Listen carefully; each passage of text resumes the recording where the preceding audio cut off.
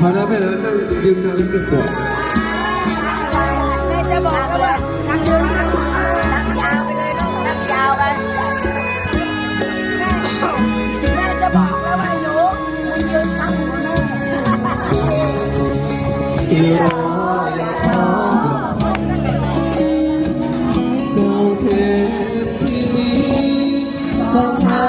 เพียงยืนสู้จับมือกันไว้ก้าวไปเส้นใจรออยู่เพียงมีเธอเพียงคน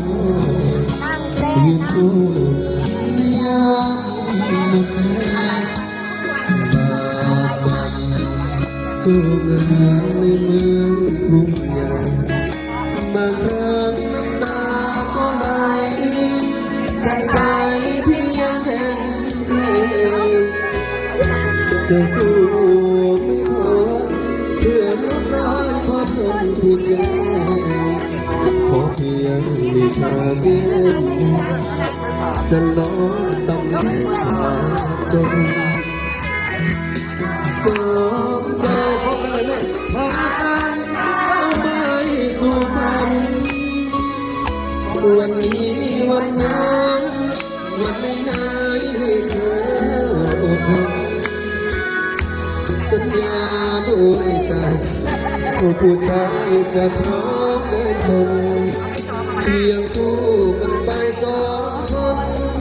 อย่าสับสนจะทนเพื่อเธอสิ่งที่รอคอยใจคนดีความฝันที่มีวันนี้พี่มีล้นให้เธออดทนคอยเป็นกันชนมาเพียงเส้นใจไม่ไกลรอเธอคงเจอถ้าเธอร่วม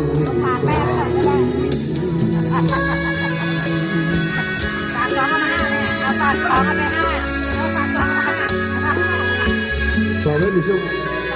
ฝากไว้1 ชั่วโมงครับเดี๋ยวเขาแบบพี่เอาเบี้ย120 บาทสองใจพากันเข้าไปสู่ฝัน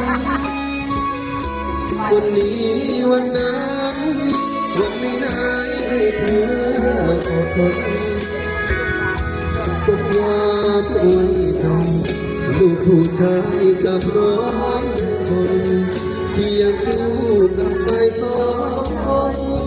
อย่าสับสนจะทนเพื่อสิ่งที่รอคอยใจคนดีความฝันที่มีวันนี้พี่มีล้นให้เธออดทนคอยเป็นกันชนมาเพียงเส้นชัยไม่ไกล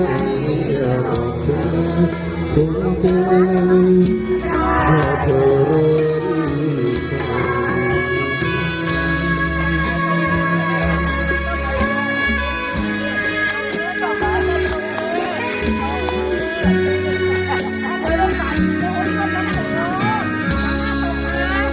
ดีนี่เป็นโควิดชั่วโมงครับขอบคุณครับขอบคุณครับ